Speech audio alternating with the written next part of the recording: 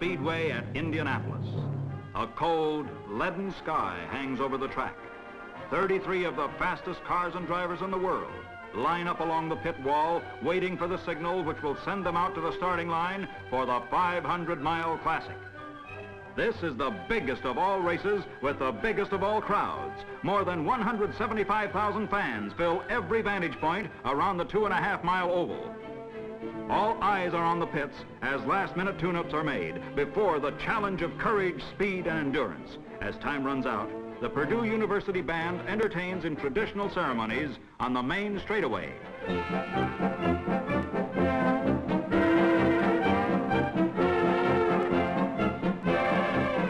But behind the flags and excitement of race day, there are many other stories.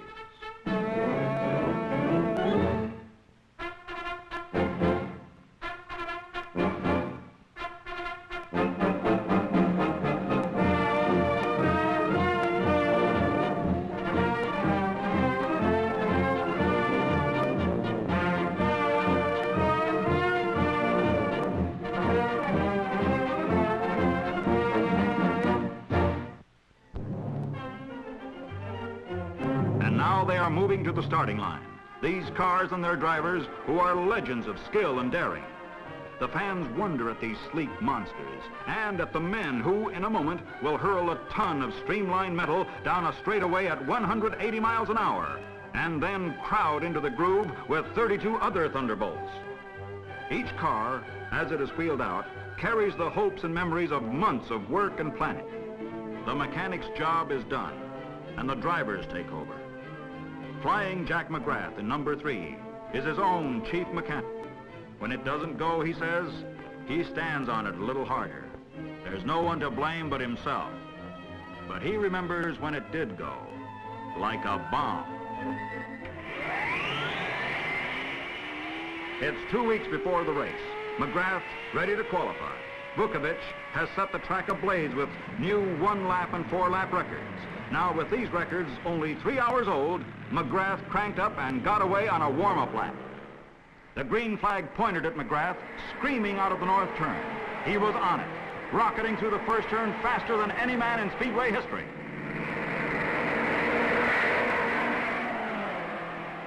One lap completed, a new record of 143.79 miles an hour.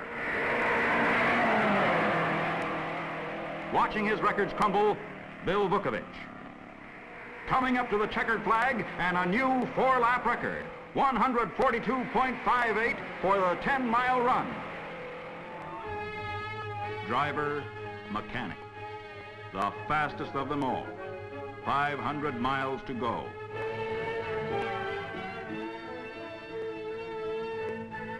To the line, big number 1, a new machine for Jimmy Bryan, national big car champion. Bryan finished second here last year. He drove a car with broken shock absorbers, broken front springs, but unbroken determination. For 130 laps, he went wheel to wheel with Vukovic until Vukie grabbed the winning margin as Bryan was forced to pit for the 3rd time. Pounded black and blue by his disabled car, Jimmy collapsed after the race. Bryan takes his luck as it comes. This year, a new car can make the difference. Bill Vukovic, the man to beat now, came to the Speedway as midget champion to prove himself in the big cars. He came with the first Roadster, a new design, built especially for Indianapolis racing. He rolled to the line, an unknown driver in an unknown car. But steering failure sent Vukovic against the wall, 9 laps from victory. He became the man to watch. And watch they did, as Vukie raced 1,000 miles without relief to win twice in a row. Only 2 other Speedway immortals, Wilbur Shaw and Maury Rose, have accomplished the same feat. Vukovic, biggest money winner in Indianapolis history and holder of more records, trying now for the record no one has. 3 wins, back-to-back. Other veterans here today have helmets full of Indianapolis memories. Former national champion Tony Bettenhausen knows what it means to take the wheel here on the bricks.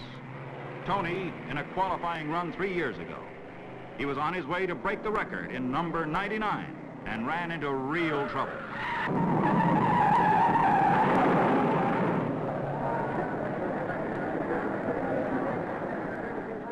Another car, another year. Out of the north turn, into the home stretch, tail first.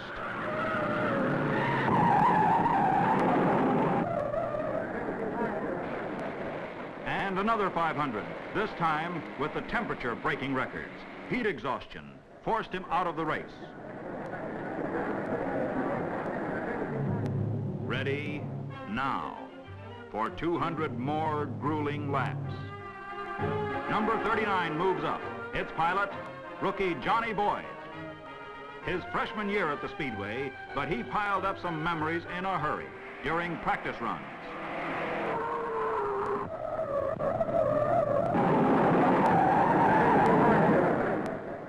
The spin wasn't too bad, and it wasn't as long as some of them I've seen around here, except that the wall looked like the side of a 10-story building. Pat Flaherty, remembering the heat of 1953, he was cutting a wide path through the blazing afternoon until...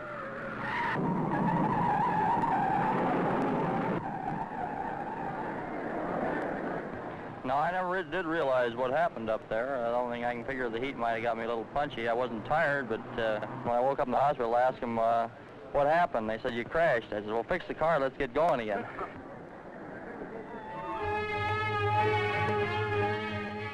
Here's number 33, a new streamliner with Jim Rathman, the jockey.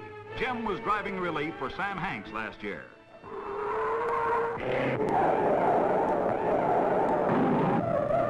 Crankshaft locked up, and that automatically locks your rear wheels up, and then only the good Lord can take care of you from then on.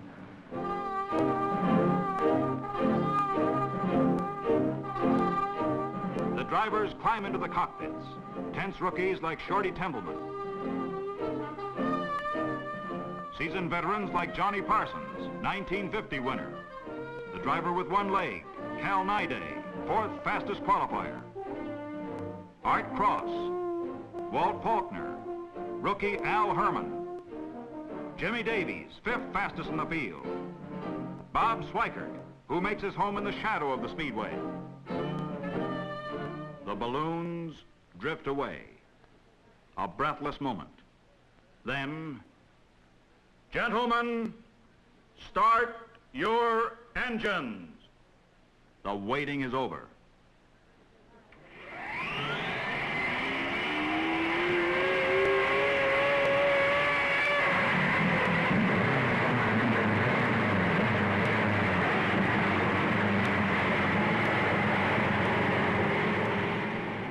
Three of the mightiest men and machines of the racing world, the fastest field ever to compete at Indianapolis, move away behind the pace car.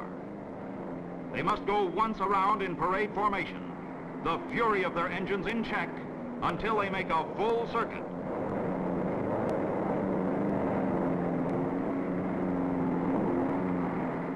Moving smoothly, Jerry Hoyt at the pole position, inside front row.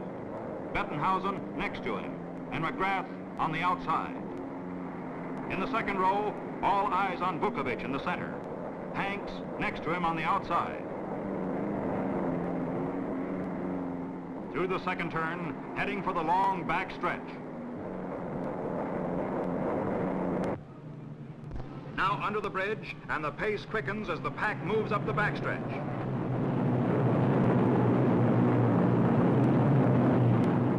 In the short straightaway between the third and the fourth turn.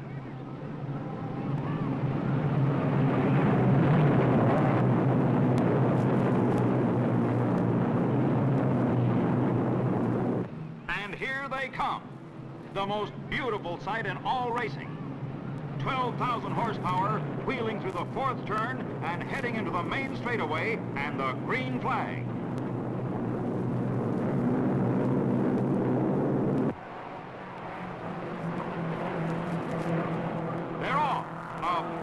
Start. McGrath cuts across from the outside and dives into the turn first. Bettenhausen roars after him. Hoyt drops to third. Agabasian is fourth. Vukovich is fifth. safely through Tornado Turn and into the second. Listen to these engines sing.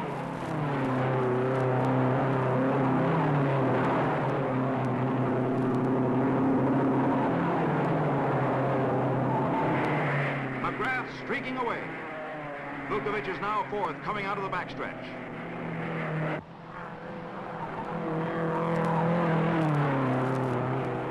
Vuki closes in on Hoyt at the end of lap 1. And he passes Hoyt to take third place. Into lap 2, McGrath tries to fatten his lead as Vukovic fights Bettenhausen for second place. The crowd comes to its feet watching Vukovic make his move. Up the backstretch, Vukovic passing, moving into second place. Bettenhausen now third. Vukovic racing to a showdown with McGrath.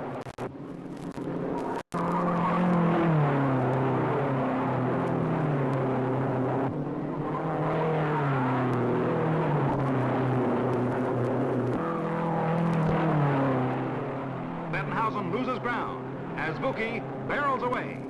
The Bellenhauls following Vukovic.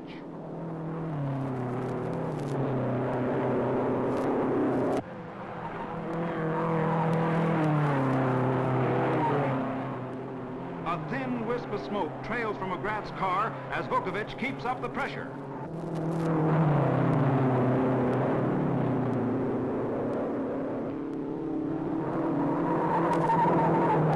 Through the first turn of lap 3, Vukovic fights McGrath for the groove. He's passing. And Vukovic is in first place. McGrath second, Bettenhausen third, Hanks fourth.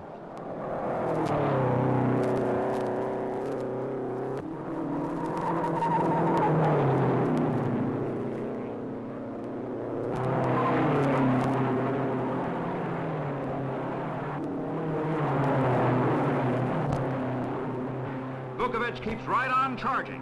McGrath is in some kind of trouble.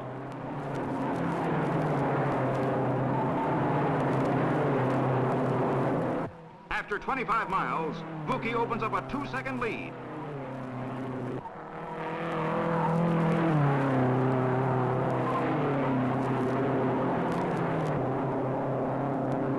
Jimmy Reese pulls into the pits. A broken connecting rod makes him the first out of the race. Vukovic begins to lap the tail of the field. McGrath's having magneto trouble. Man, what a battle! Vuki's crew flash him his lap speed. He's traveled 50 miles in 22 minutes, and McGrath hangs on. Jack closes in.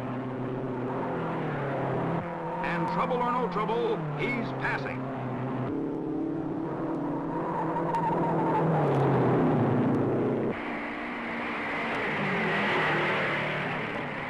Vukovic cuts dangerously low to pull even, but Flying Jack won't give way. Vuki, lead-footing it all the way, turns the fastest race lap of Speedway history, 141.35 miles per hour, and takes the lead again. After 100 miles, Vukovic moves smoothly as ever, showing his tailpipe to the field. McGrath 10.5 seconds behind, his car fouled with exhaust fumes. Jerry Hoyt heads for the pit. Oil pump failure, and he's out of the race. His uniform is spattered with oil, but none left in the engine. Tough luck for this 26-year-old pole position winner. He tells his sad story to Jimmy Reese, the first man out of the race. There's nothing left of Jerry's victory hopes but an oily spot on the apron. McGrath's engine is still giving him trouble. Bob Sweikert's crew signaled the end of 125 miles, a quarter of the race. Sweikert in fourth position leads Bryan by a split second. McGrath comes into the pits after 135 miles. Vukovic has moved away to a 17-second lead before McGrath pitted. Sweikert and Bryan flash by as McGrath's crew change wheels. McGrath is leaving his car. Jack is his own chief mechanic, the only driver mechanic in the race, and he's calling for a wrench.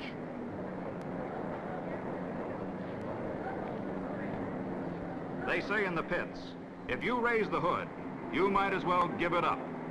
But sometimes you keep trying. With McGrath in the pits, Bryan charges into second place.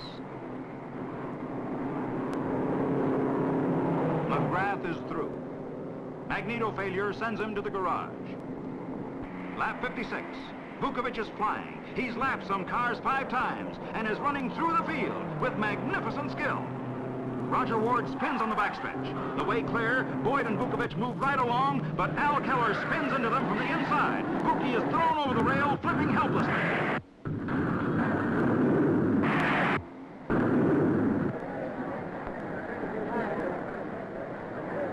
From a point directly opposite the bridge, the incident looked like this. Boyd's car, number 39, is thrown on its back and skids to a stop.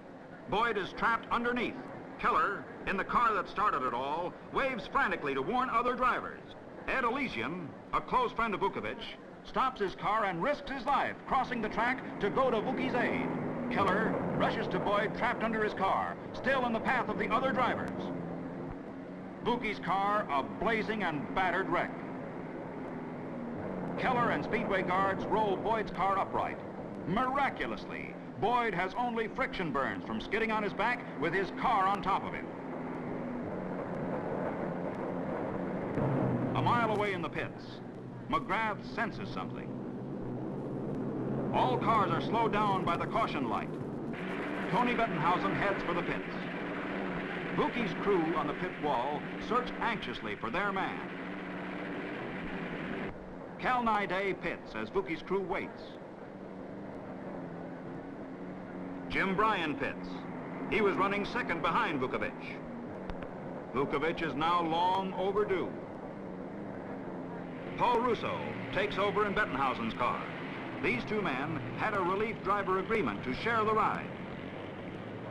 White-faced Tony Bettenhausen passes the news of what he has seen on the backstretch. Then the announcement. Vukovic, 2-time winner of the 500, has suffered fatal injuries in the 4-car crash. Jimmy Bryan, now in first place, rolls onto the track under caution signal. The track is clear. After 16 caution laps, the green flag flies again. Bryan in the lead. Bob Sweikert only 5 seconds behind. Bryan suddenly begins to lose power, and the field moves in on him. Bryan is passed in the first turns by a straggler, and Bryan's chief mechanic, Clint Brawner, asks, what's wrong? Bryan is trailing smoke.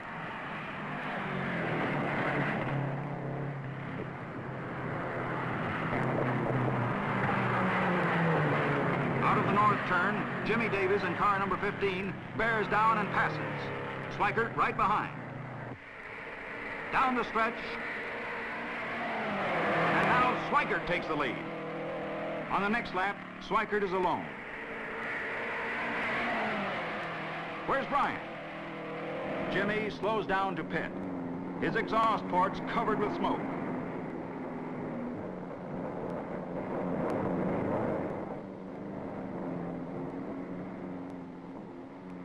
It looks like the national champion is through. Fuel pump trouble and a broken magneto drive gear. Bryan is definitely out. And is he mad?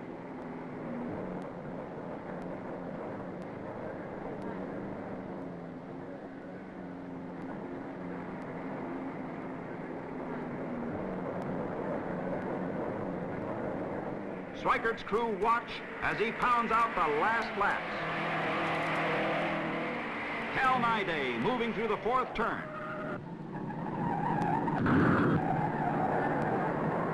His front axle snaps. He slams into the wall, then rolls across the track to the infield.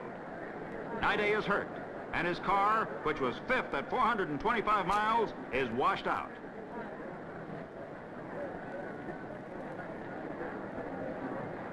On the green signal, they're moving again. But Don Freeland in number 12 heads for the pits. Freeland is Sweikert's last major threat, and he's out of the race, leaving only 14 of the 33 starters still racing. 50 miles to go, and Sweikert's crew isn't through worrying. With a lead of less than a minute and a half, they don't want another pit stop. But Sweikert is running low on fuel. Is he using his reserve tank yet? The Bardal crew check the time of their car, now running third.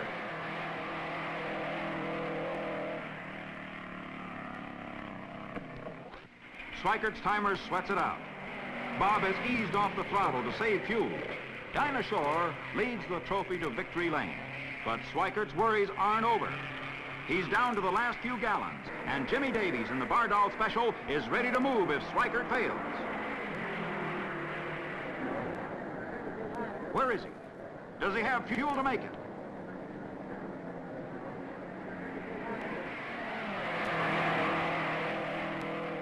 The crowd comes to its feet.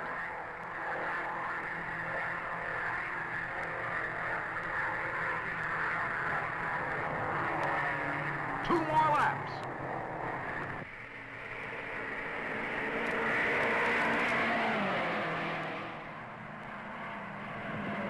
Out of the fourth turn and one lap to go, there's the white flag. Tony Bettenhausen in second place gets the white flag. The last lap. The checkered flag for Bob Sweikert. The waiting, hoping, sweating is over for the mechanics. The fellow in the dark coat going wild is car owner John Zink. A big pat on the back goes to his chief mechanic. On to the winner's circle. The mechanical masterminds who prepared Sweikert's car, including his car owner, a man who paid $30,000 for a roadster just to have the privilege of changing a tire. Here he is. 500 miles in 3 hours, 53 minutes.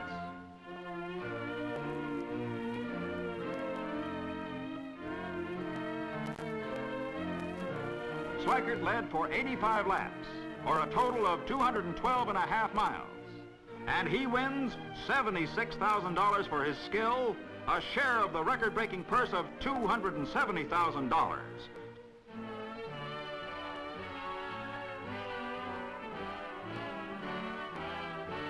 Sweikert gets a victory kiss from Dinah Shore and from his wife, Dolores, to end an unforgettable 500.